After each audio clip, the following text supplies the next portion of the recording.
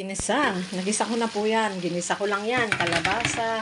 At ang ilagay ko lang dyan ay, ilagay ko dyan ay bawang, sibuyas, kamates. Tapos nilagay ko na yan. At ilagay ko ng patis. At ayan po, haluin na natin. Ayan, luto na siya. Oh. Yummy na siya. Yummy. Wow. Sige lang, hayaan natin siya. Sige lang.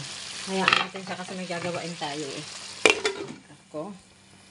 At dito naman po sa kabila ay lalagyan natin. Luluto tayo ng, ayan, sardinas. Ayan po, 2 latang sardinas yan. So, yummy yan.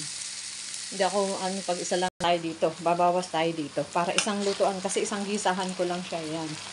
Lagay na natin doon. Ayan. Yan kasi yan eh. 2 ang lulutuin ko kasi isang pang sardinas. Saka isang Ayan, di naman sahog niya eh. Pareho lang sila. Kaya pinag-isa ko. Wala na kasi tayong time.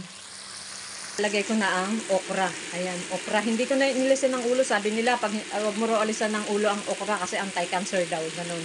Wala naman tayong cancer. Kaya lang, kung yun ay maganda, wala namang masama, diba? Ayan. At dito naman po sa isa, ay lalagyan na natin siya ng tubig. Kasi lagyan natin ito ng tubig. Ayan. Kukulo na kaagad yan. Kasi wala na akong time. Pinukulo ko na yung tubig na yan. Kumukulo na siya kaagad. Ayan, kulo na siya. Or OFW, yan. Time. Kailangan natin magmamadali. May pasok pa ako mamaya. At ito naman po ang ating munggo. Ayan.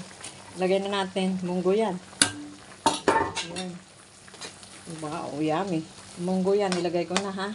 Isang beses. Yung isa naman dito, sardinas ang sahog niyan. Ayan, natutuyo na siya. Yan ang gusto ko pag sardinas, yung tuyo siya. Ang lakas ng apoy ko. Oh my God. Maano tayo dyan. Kaya hinaan natin yung apoy. At ito na rin po, ilalagay na natin ang okra. Ayan, sabay na yan, okra po. Yun isa. Ayan. Ayan po, yung dahon ng kulitis. Yan na po yung dahon ng kulitis natin.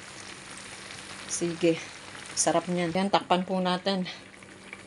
Po ang sahog nitong aking munggo. Yan. Yan, bulad.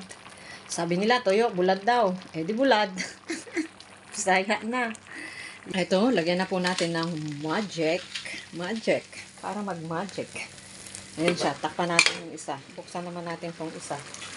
Kainit dito. Super. Ayan. Konti lang. Ayan po. Ready na. Naluto na. Ready na siya. Ang isa naman po, ayan. Kumukulo pa.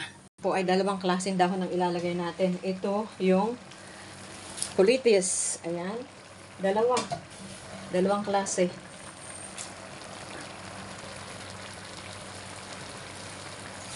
At ito naman po yung silk. Spinach pala yan. Nakalimutan ko. Ayan, spinach. Naalala ko na. Spinach po yan.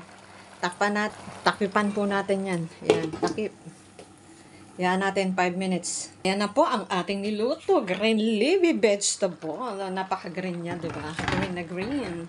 Ang yummy-yummy yan. Tignan natin. Sa pamamagitan ng pagpindot natin ng tangkay. Ito. Ayos na yun. Luto na. Napindot ko na yung silangkay, malambot na siya, kaya ready to eat na yan.